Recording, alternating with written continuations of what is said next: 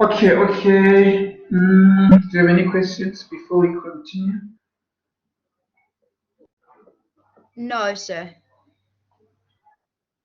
Okay, so as you know, we have been moving around, and then I remember that last time we were talking about, we touched on the scope of the project, and then we also we know about the project cycle, those phases. Remember the initiation and the planning, and then the execution, which goes with the monitoring and control, and we had to close the project. So, like we said, a project is something that starts and it needs to end. So there's a time frame. That's why at the end of the day, we can talk about the duration of the project, the milestones, because so again, it's important for us to know more about how long will it take to complete the project. And in that way, we can be able to budget for the project, because the longer it takes, the more cost will be incurred. So it is important for us to gather all the information so that by the time when we start executing, we know our boundaries, we know our scope. Remember, we talked about this project scope, meaning we need to know what are we going to focus on, because we do have limited resources. So at the end of the day, we need to know how to utilize those resources for the best of our ability, because we cannot afford to misuse those resources, because they do cost the company. So planning is very much important. Yes, you can initiate a project, but at the end of the day, planning is very much important, because when you plan, it means you put everything that you are going to do in that project, and then the plan is just going to be a referral document whereby you check, okay, what must I do according to the plan? And then after the planning, I remember we spoke about the execution. It's all about how are we going to engage in this project? How are we going to allocate the resources? All those things, when they take place, that is called execution. So when you execute a project, it means at the same time you need to monitor, because when you execute, it means that the members of the team will be performing their tasks. And when they perform their tasks, they need to be supervised. So when you supervise them, that will be monitoring and control at the same time. The reason why we say control is for the fact that we need to, it's not like we're controlling them in a bad way. Like I said, we are trying to control their behavior towards the goal of the business. Remember, as I said, we come from different backgrounds, we come from different cultures, but when it comes to the project, we need to integrate all our skills. We need to make sure that all our skills are put together so that the project can be a success. But how can we do that? That's why sometimes we come with what we call the policies, because policies is all about the rules which need to be adhered to when it comes to a particular project. So it's important for the team to know what to do. That's why there's something called team charter, whereby we put everything that we need to know as a team. As a team, we need to know what to do. If you don't know what to do, unfortunately, we cannot perform as expected. If you remember again from the past week, we also talked about the KPIs. Remember, the KPIs were the key performance indicators. For example, before we can execute our tasks, we know our benchmark. We know what is expected of us. We call them the key performance indicators. That's why thereafter, after performing, we can go and check our actual performance against our key performance indicators and check whether we met those indicators or not. So if we didn't perform well, yes, we can see, because we are comparing the KPIs with our actual performance. Again, execution is very much important. We need to oversee the process in our environment, obviously. Who must oversee the project?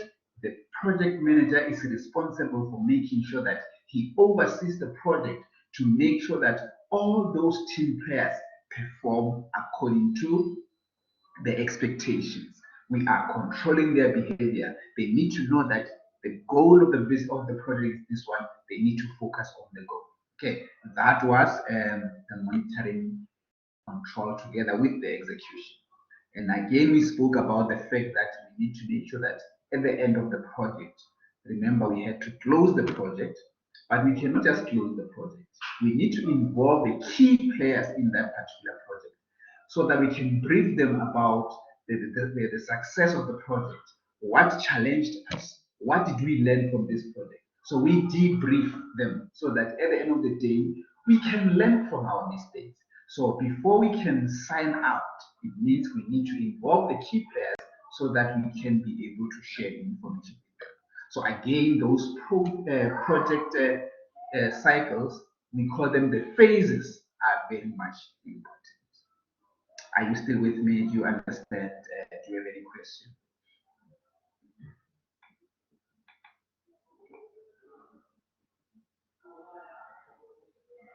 I'm still with you, sir. I understand. Yeah, no problem. Now, okay, let's focus on this. As you can see here, I have something like a project management knowledge areas.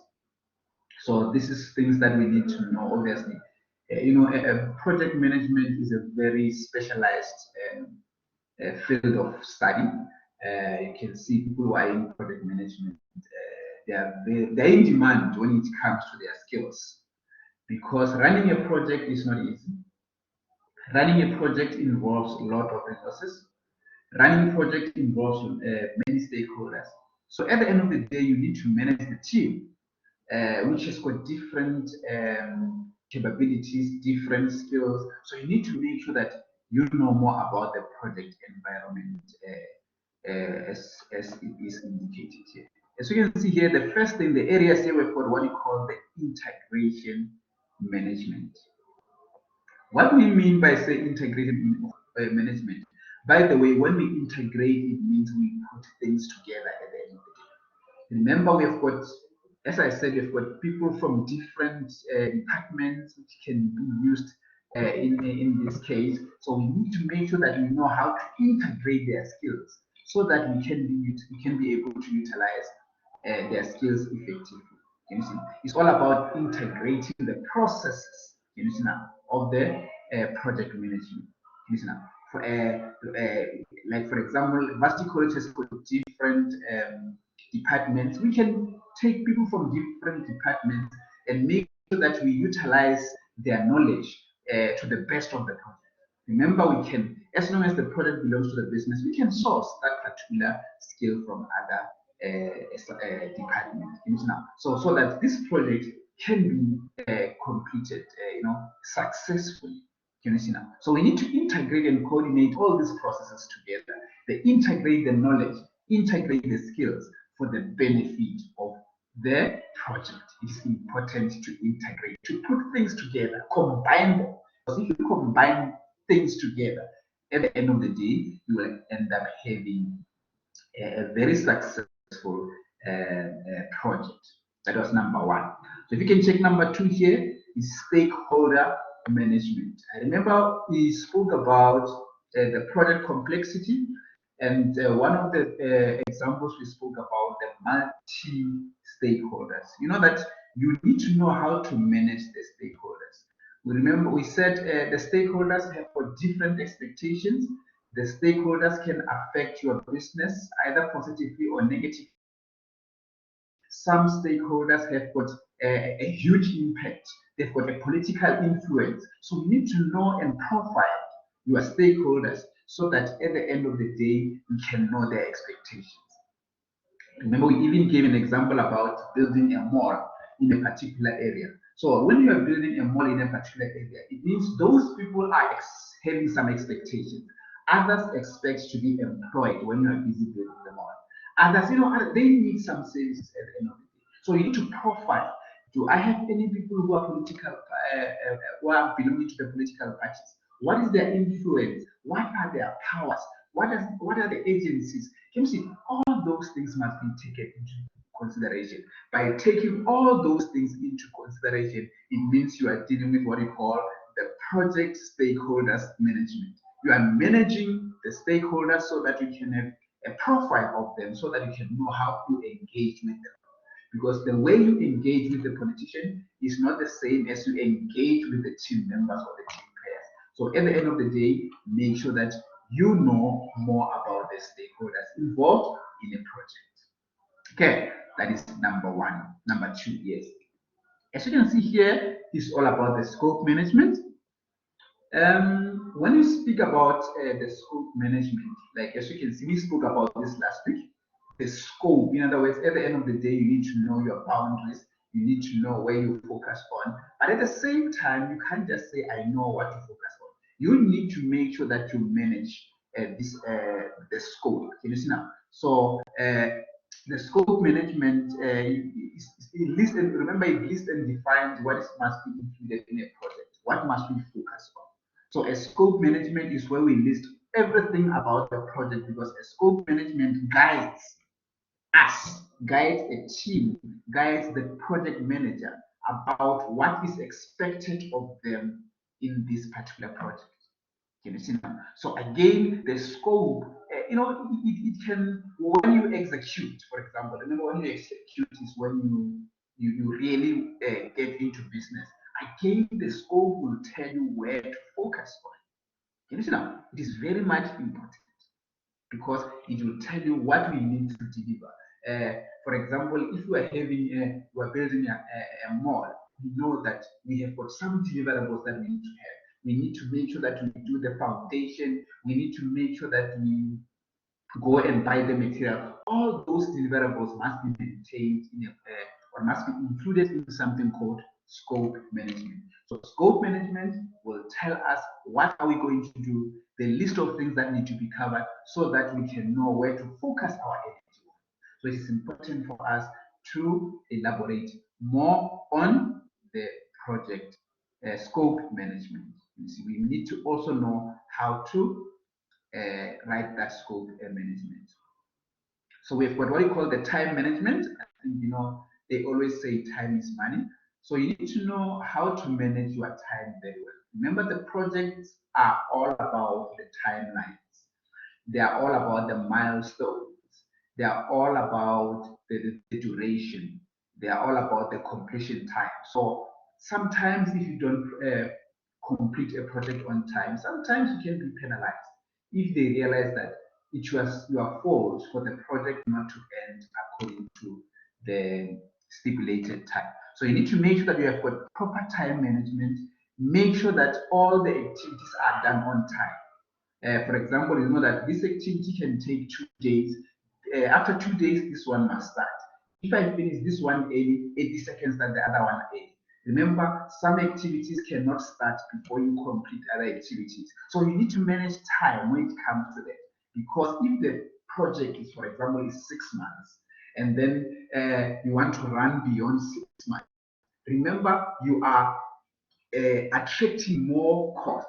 That's why before you can ask, yes, you can ask for extensions, but before you can ask for extensions, you must consider other things which can be brought by the changes in that particular project. Because if you change, you need to inform the stakeholders, especially the funders, people who are investing the money in the project. You must make sure that you inform them, because they will always say time is money. So therefore, the deadlines are very much important at the end of the day. So you must know how to manage your time. It's like you as a student, you need to know how to manage your time. You know that today at this time, timetable says you must come and attend. So you came and attended. You are managing your time. You know that after this lesson, what are you going to do thereafter?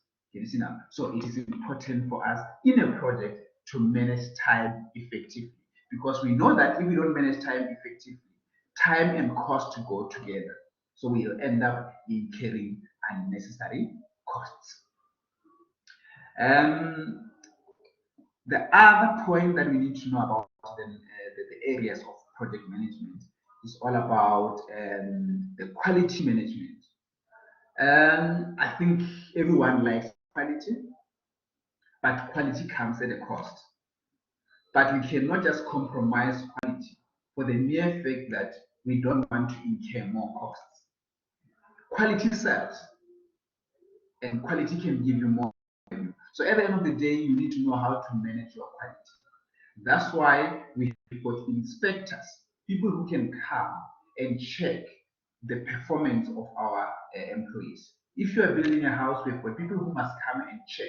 Let's say, for example, the foundation. People must come and check if the foundation is according to the standards. Before we can erect the wall, before we can build the wall, we must make sure that the quality of the foundation is up to the standard.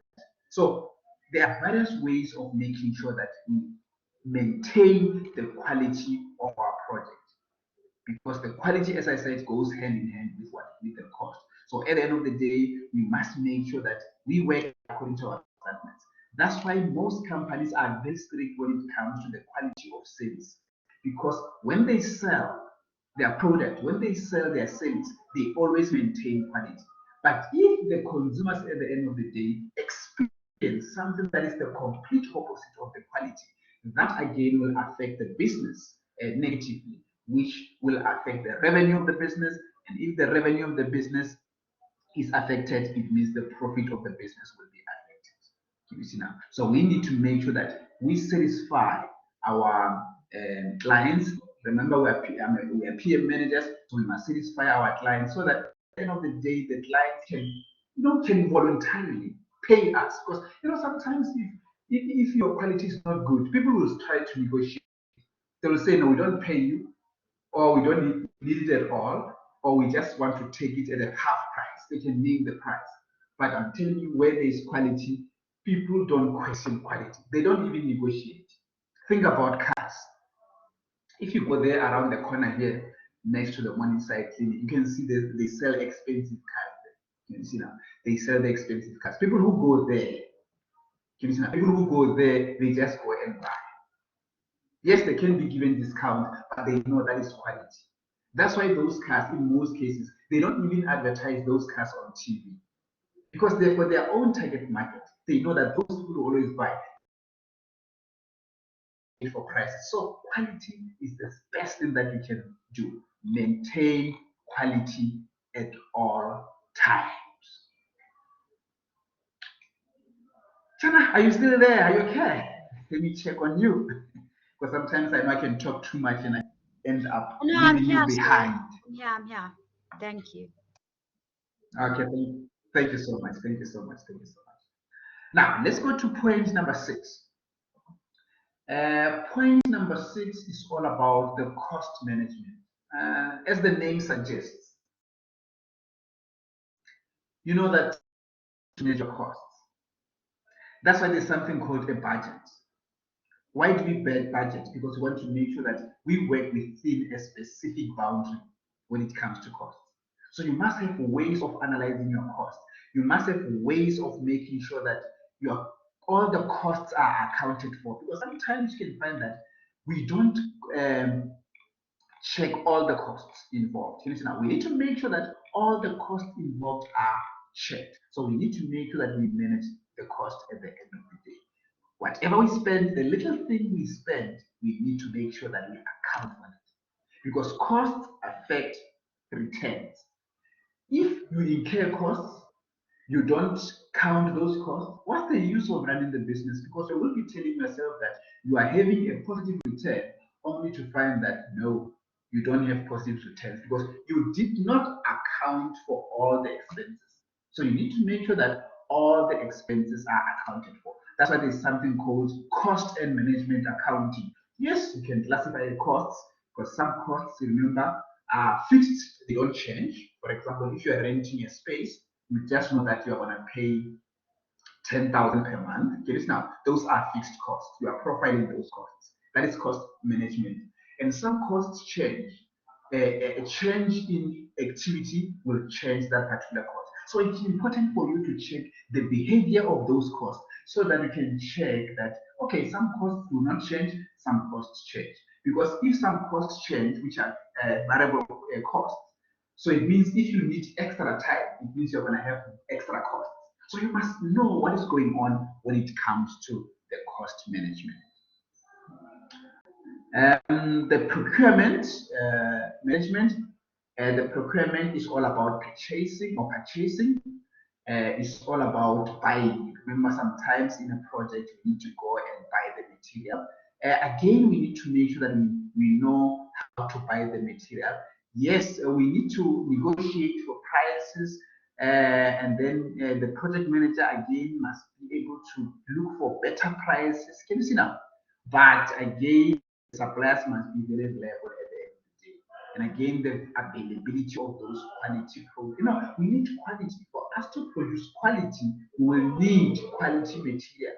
So if the quality material is not available, it means we'll end up having low quality products after we are engaged in that particular project. So again, the procurement part must be taken into consideration, because yes, we can go for cheaper prices, but at the end of the day, is there a quality there? So you, as a PM, as a project manager, you need to check the suppliers who can supply you with good quality material, but at the same time, the prices must be reasonable. That's why in businesses, we don't just go and buy. We look for quotations, maybe from 5 companies.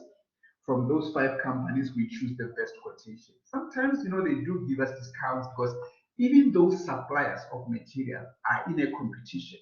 So if one supplier is charging me 200,000, the other one will say, I'll charge you 180,000. So now they are competing. So it is important for you to have skills when it comes to negotiation of prices, when it comes to the quality of the material. So now it's important for you to know that. Okay. That was the number 7, which is procurement. Again, the other one, which is the most important one, obviously, we need the human resource. A project consists of various people from various departments. So we need various skills. For example, we need people in engineering, we can need financial accountants, we can need the marketing people. Can you see all those people are under human resource? So we need to know how to find people of the best quality, the most talented people in the industry. So we need to have skill of attracting, because it's not all about finding them. Again, it's all about compensating them. So if you compensate them at the end of the day, you will end up being able to retain their skills, because they are paid well. Remember, those people with specialized skills, they are on demand. So if you don't satisfy them, it means they can end up finding other employment opportunities from other companies. So you need to make sure that your human resource is well equipped. Your human resource have got the skills of identifying the right skills, so that our project can become a success at the end of the day. So human resource is all about human, the personnel that I'm going to use. Okay. The other thing that you can see here is all about the communication management. Like we said before, in a project, we do have stakeholders. Those stakeholders can either be internal or external. So, irrespective of their classifications, you need to have ways of communicating with them. That's why under planning, when you plan for the project, one section of the plan is called communication plan. The communication plan is about how are you going to communicate with your stakeholders, whether internal or external, international, local, national. So you must have planning. You must have plan of how am I going to communicate with them on a regular basis. Will I email them? Will I send? Will I use post office to communicate? Will I call them for a work? Let's say for a meeting. So you must have plans of how to communicate. Will I use a shared drive in order to share information? Like in a college, in this area working for a college, they've got this shared drive whereby if I need information, I don't have to go to them and ask for information. What they do, they just create a profile for me, give me the password.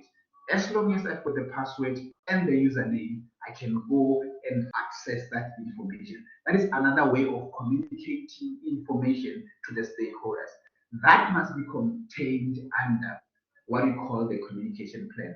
By doing that, that is called a communication management. Listen now. So it's a process of managing how to communicate with your stakeholders. Okay, that is number 9. Number 10 is called the risk management. Risk management, obviously, I think everyone is exposed to the risk. You and I are exposed to the risk. Every day we are exposed to the risk. We face risk every day. But unfortunately, we cannot eliminate the risk completely, unfortunately. The risk can only be reduced to an acceptable level.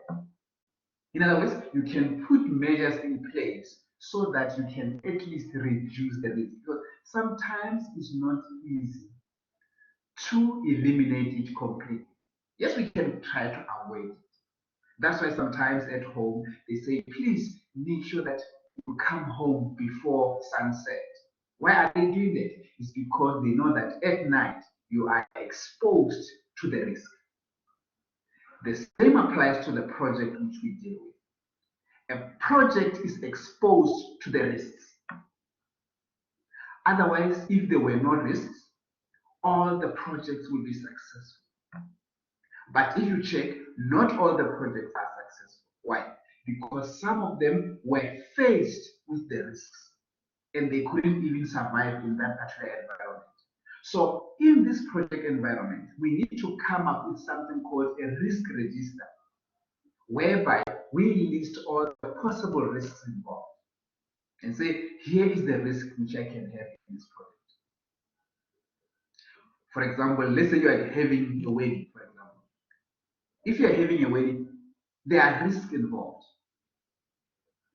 Maybe sometimes you book the venue, you try to book the venue, and then what if you don't find the venue that you need? That is a risk on its own. What if, in South Africa now it's all about load shedding? What if on that day we have got load shedding and we need to have the music to entertain the guests? So load shedding is a risk against our project. So there are risks involved, but we need to know how to manage them. We need to know how to identify them. At the same time, we need to manage them in order for us to be able to reduce them to an acceptable level, because we cannot eliminate them completely. Yes, we can mitigate those risks. We can try to avoid them, but as long as you identify them and you put them in your plan and say, if this risk take place, I will be able to do that. So you must also have what you call the risk response. You must know how to respond if it happens. If this happens, what will I do? Like, for example, you are coming to school, and one of the risks say there's a possibility that after school I will be unable to go home because I don't have transport. That is a risk that you're faced with. But you need to have a plan, a response plan, and say, what if I don't have transport? What are the alternatives? Can you see now? In that way, you are managing what? The risk. And you can also rank those risks according to the order of importance. The risk which with higher probability or with higher score must be focused on. Can you see now? So it's up to you whether the risk is low or high. So the ones where you said the risk is high, it means you need to focus on them so that you can make sure that you reduce their level at the end of the day.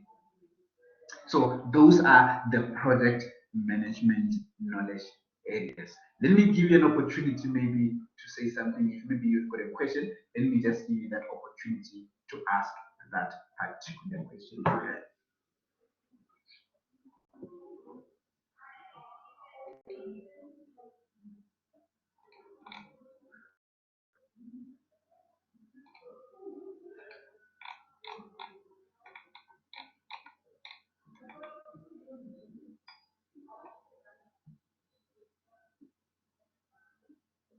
I guess you're okay.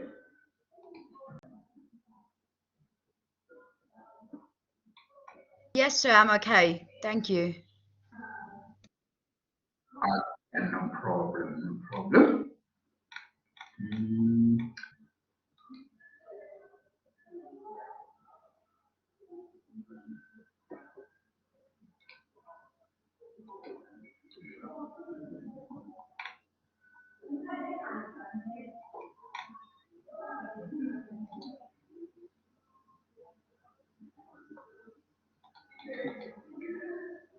Okay, remember we spoke about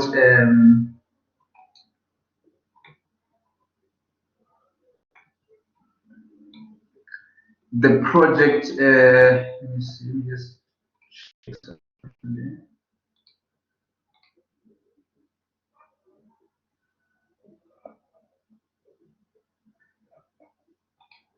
Yes, let me just do this. Let's go back there.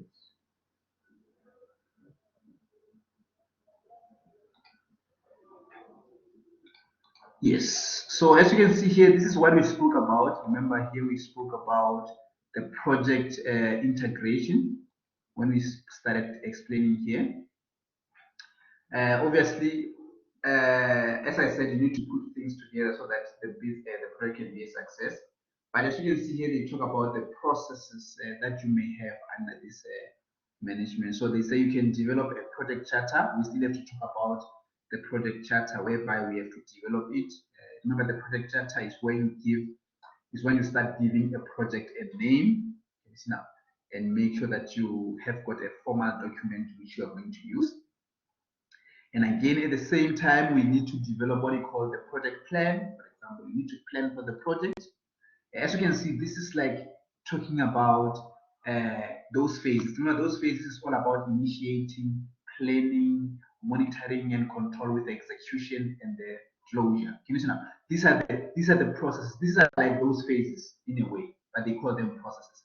And then after planning, what you do, you direct and manage. So in a nutshell, this one is all about execution. Can you see now? It's all about execution, this one. So these are, it's like those phases once again. So they just explain them in a different perspective. You know, this is just an execution, and then you must monitor and control. Like for example, you need to oversee and make sure that everyone is performing according to the expectations. It's important for you to do that, and thereafter perform change control. Can you see, for example? Again, sometimes we can decide to change the project. But remember, we said when you change a project, there are many things or the other things that you need to look at. You cannot just go and change the project. You need to have control over that, because the minute you change the project, you need to make sure that, or you change the plan in a way. You need to make sure that you check things like the cost, because the cost can be affected, the availability of the team members, because some people are just contracted for, let's say, for 1 month, and now you want to extend it to 2 months. So you need to make sure that you take all those things into consideration. And again, we don't just change. There are procedures which need to be followed. Sometimes they need to allow you to change. You can't just change because you're a project manager. No, you need to make sure that you get permission to change the project or to change the plan. That's how you need to perform what you call the control, and we need to close the project. So it's when we talk about the integration. Okay. So at the end of the day, we need to know how to deal with that. Okay. Let me just check if I've got something.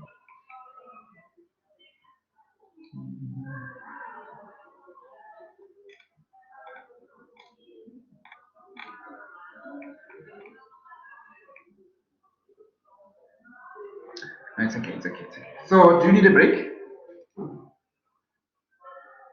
Maybe 5 minutes just to drink water? I don't mind. That sounds good. Thanks, sir. Okay, now let's take 5 minutes. Thank you. No problem.